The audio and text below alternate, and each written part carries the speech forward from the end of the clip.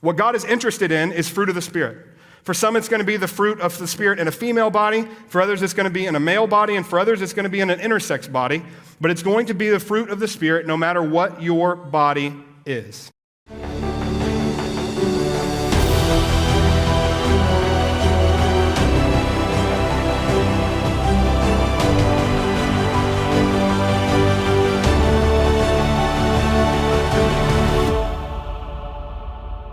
$1.8 million LGBTQ youth seriously consider suicide each year, and one attempts suicide every 45 seconds. It's even worse for trans youth. They are 2.5 times more likely to attempt suicide than their queer classmates. But here's the really good news. Acceptance from just one adult decreases the risk of LGBTQ youth attempting suicide by 40%.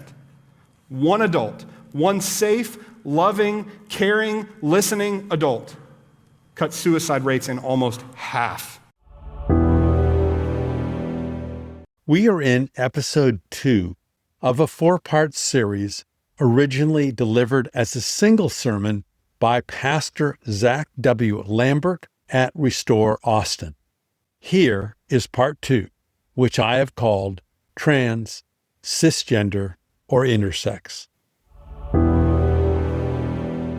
Now, I'm a big believer in common language helping to facilitate discussion, so we're going to start by defining some terms. These are from Merriam-Webster.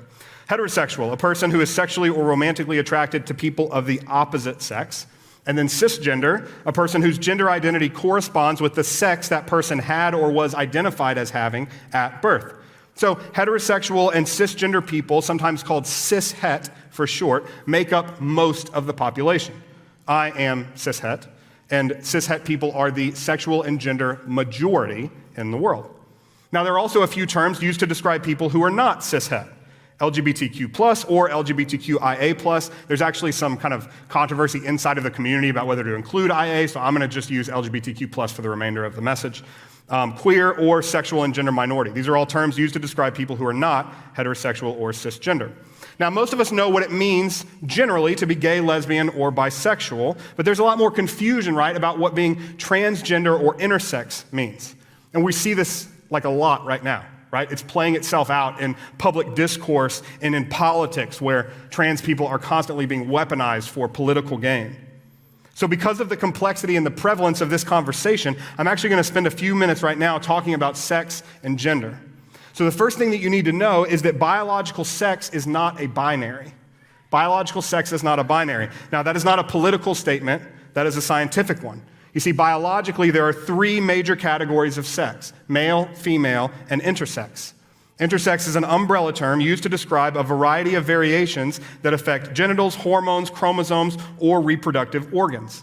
Now, sometimes these characteristics are visible at birth, sometimes they appear at puberty, and sometimes they are not physically apparent at all. Now, biological males and females make up the majority of people, but intersex folks do account for a significant percentage of the population. Now, studies are like way all over the place on this.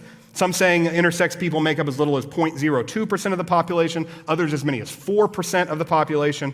But the American Journal of Human Biology estimates that 1.7% of the population would fit under the umbrella term intersex, which is roughly the same number of people who have red hair.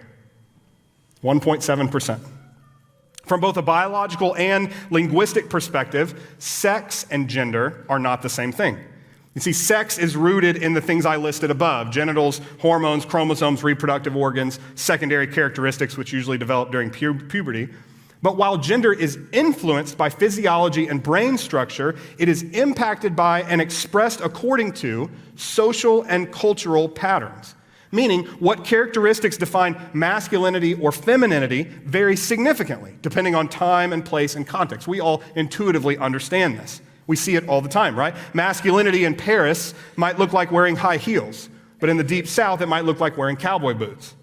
Femininity in some African communities means fixing the roof of your cottage, but in Austin, it might mean meal prepping for your family.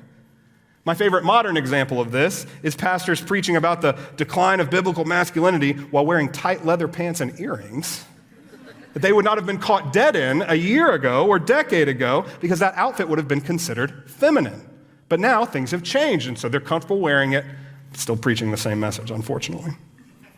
Now, the degree to which gender is or should be influenced by someone's sex at birth is debated. And the degree to which gender should be influenced by God's biological design is also debated. But what we do know is that the call for all Christians, regardless of sex or gender, is Christ-likeness, defined by the fruit of the Spirit. It is Christ-likeness, defined by the fruit of the Spirit. Dallas Theological Seminary professor and gender studies expert Dr. Sandra Glahn said it like this on our summer mixtape back in 2020. What God is interested in is fruit of the Spirit. For some, it's going to be the fruit of the Spirit in a female body. For others, it's going to be in a male body. And for others, it's going to be in an intersex body. But it's going to be the fruit of the Spirit no matter what your body is. This is very important. The call to Christ-likeness is never gendered in Scripture. Right? So there are no verses that say, here's what it means to be a Christ-like male, here's what it means to be a Christ-like female. And in much the same way, there's nothing in the Bible that talks about being transgender or gender non-conforming. So then how do transgender folks fit into all this? Well, first, a definition. Transgender means a person who feels a sense of disconnection between their sex and their gender identity. Now, the 5th edition of the Diagnostic and Statistical Manual, commonly called the DSM-5, calls this sense of disconnection gender dysphoria. Now, gender dysphoria is a clinically significant distress or impairment related to a strong desire to be of another gender, which may include the desire to change primary and or secondary sex characteristics. Now, there is overwhelming consensus in the medical field that gender dysphoria is real. It's not up for debate. It is like settled science and psychology. And the vast majority of people who identify as transgender, whether they have begun transitioning or not, have gender dysphoria. And they usually begin experiencing it as children. According to a recent study published in the American Medical Association journal, 73% of transgender women and 78% of transgender men first experience gender dysphoria on or before age 7. On or before age 7. Now, there are plenty of debates around transgender issues, and the questions being asked are important. Things like, is medical transition an ethical treatment for gender dysphoria? And if it is, what age is appropriate? And who decides if and when it's appropriate? Is that children? Is it parents? Is it doctors? Is it consenting adults? Is it legislatures? Questions like, should trans athletes be allowed to compete in sports with their identifying gender? And if so, what transition steps must be taken before that is okay? Now, answering these questions isn't easy. And like anyone else, I have views that are informed by my faith, but honestly, I've never been a decision maker in any of those situations. What we must remember, above all else, is that these questions are more than issues. Transgender people are people, first and foremost. They are made in the image of God and loved by Jesus. See, I often come across two unhelpful and polarized responses when it comes to transgender questions. People who think it's gross and people who think it's glamorous. As someone in relationship with a number of transgender folks and parents of transgender kids, I can tell you it is neither of those things. Gender dysphoria is real. It's not gross or inherently sinful, and dealing with it, whether through transitioning or not, is not glamorous. It is hard, like really hard. So be kind to transgender folks. Listen to them. Learn from them. And also be kind and patient with people struggling to understand this stuff. Don't condemn people just because they ask a question, because they voice some confusion. Here are a few pieces of advice I've gotten from trans friends and parents of trans youth that I've been told I can pass along to fellow cisgender people, regardless of how we feel about any of the complex questions we've been talking about. Number one, don't post hot takes about trans people online. Don't do it. Number two, don't go up to trans people and tell them how awesome it is that they're trans. It's not helpful. Don't rush to judge families of trans kids. You have no idea what they are going through. Have compassion on parents who are doing the best that they can for their kids while working through their own struggles and experiencing tremendous external pressure from conflicting places. Number four, don't tokenize or stereotype trans people for the purpose of virtue signaling. Number five, don't share or tolerate disrespectful jokes about trans people. If someone is being a jerk, if someone is saying something mean, call it out, confront it. Number 6, don't associate LGBTQ plus people with higher rates of things like abuse or pedophilia by calling them groomers or predators or anything like that, because it's simply not true, number 1. And number 2, it leads to violence. It leads to violence. In fact, transgender adults are actually 4 times as likely to be the victim of violent crime than cisgender people are. And Texas leads the nation in transgender murders. And lastly, do not purposefully misgender people.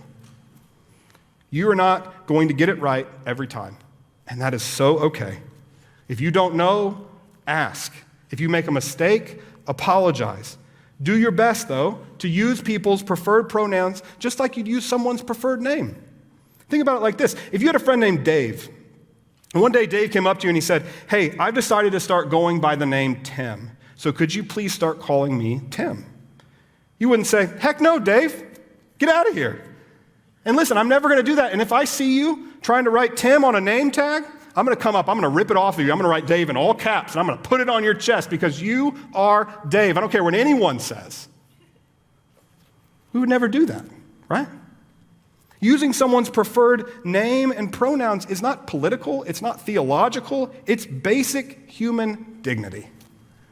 And it saves lives, especially for young people.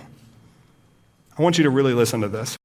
1.8 million LGBTQ youth seriously consider suicide each year, and 1 attempts suicide every 45 seconds. An LGBTQ youth attempts suicide every 45 seconds. Even worse for trans youth. They are 2.5 times more likely to attempt suicide than their queer classmates. But here's the really good news. Acceptance from just 1 adult decreases the risk of LGBTQ youth attempting suicide by 40%. 1 adult, 1 safe, loving, caring, listening adult cuts suicide rates in almost half. There's nothing remotely Christ-like about treating trans people or anyone in the LGBTQ plus community as anything less than a sibling made in the image of God. And as we'll see in just a minute, that's exactly how Jesus and the first church treated sexual and gender minorities. But before we look at Scripture, we need to define our central topic for today, which is homophobia and transphobia. It's a fear of, aversion to, and or discrimination against sexual and gender minorities. Now, this is really important because phobias are not the same as believing something is not God's best.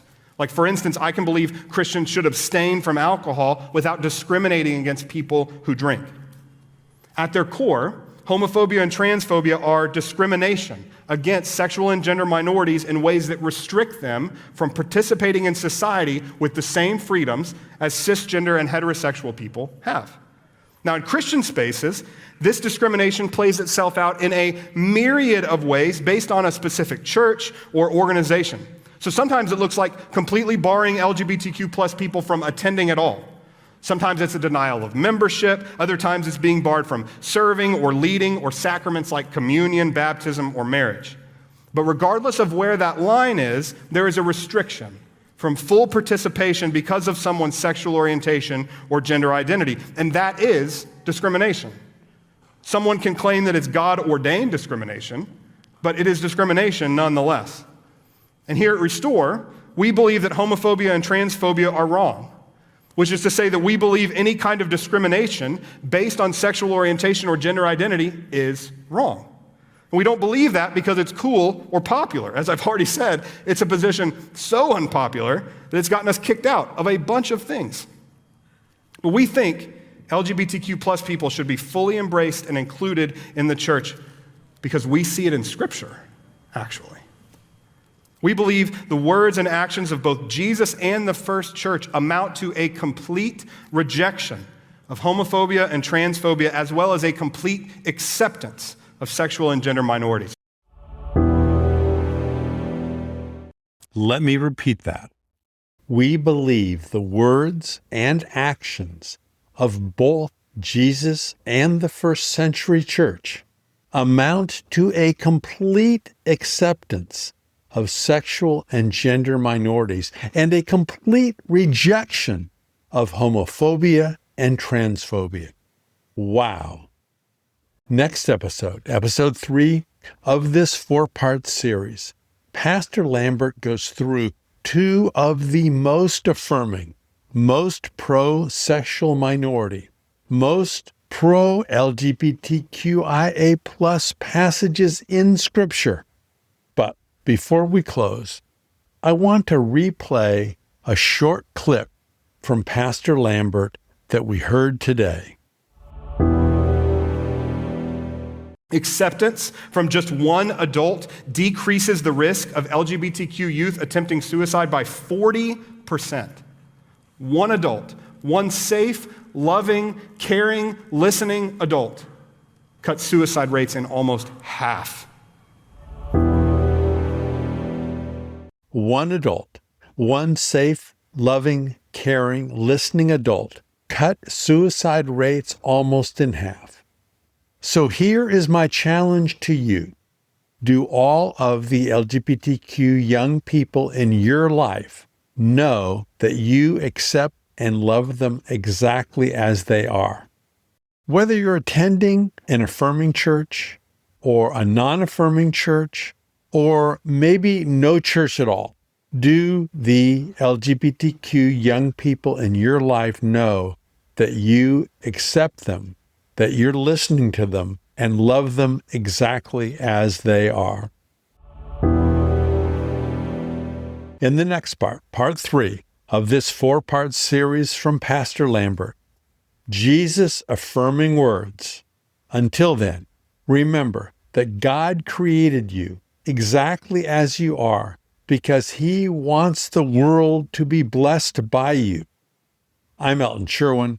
Stay safe, be brave, and God bless.